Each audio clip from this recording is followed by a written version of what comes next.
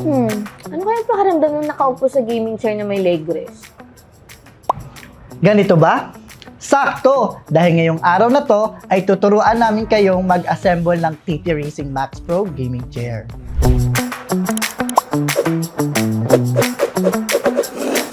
Siguraduhin kumpleto ang mga sumusunod.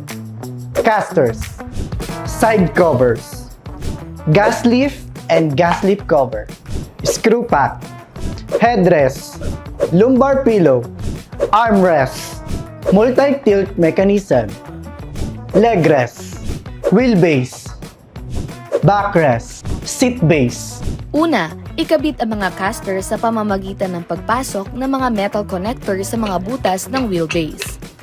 Pangalawa, ilagay ang gas leaf sa gitna ng wheelbase upang matakpan nito ang center opening.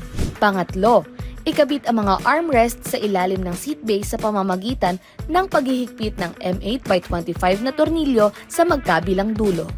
Pang-apat, ikabit ang multi-tilt mechanism sa ilalim ng seat base. Panlima, luwagan muna ang dalawang tornilyo bago ikabit ang leg rest. Ihanay ang rod ng leg rest sa mounting slots at isalpak ito hanggang sa tuluyang pumasok at maayos ang pagkakabit. Tandaan, huwag kakalimutang ibalik ang tornilyong tinanggal kanina. Pang-anim, ipasok ang dulo ng gas leaf sa socket ng multi-tilt mechanism. Pang-pito, ihanay ang backrest sa seat base. Ipasok muna ang lahat ng M8x25 na tornilyo sa bawat butas bago tuluyang higpitan ang mga ito. Pangwalo, ikabit ang mga side cover sa backrest at tiyaking nakaayon ang mga ito sa mga butas ng tornilyo.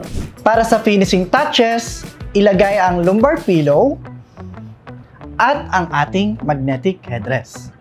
Ganun lamang po kadali, Titi Fam, ang pagbuo ng TT Racing Gaming Chair Max Pro Crimson. Muli ako si Titi Aya. At ako naman si Titi John. At parte kami ng Titi Gang.